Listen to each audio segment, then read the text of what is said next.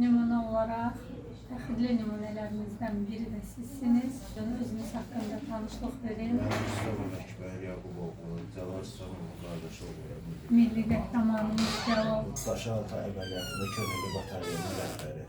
Cəlal İsramovun qardaşı oluyorum. Və Qanvermaqçasına gəlmişsiniz. Vəhdət Partiyasında vəhdət olmağa gəlib.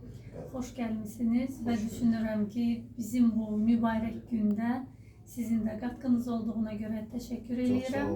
Və bizə bugün bu dinçliyi, bu huzuru, bu rahatlığı yaradan Ulu Öndərin varisi İlham Əliyevə hər zaman duaçı olmalıyıq, təşəkkür etməliyik. Ulu Öndərin bir sözü var, qalib olmaq nə qədər çətindirsə, qalibiyyəti əldə saxlamaq ondan da çətindir.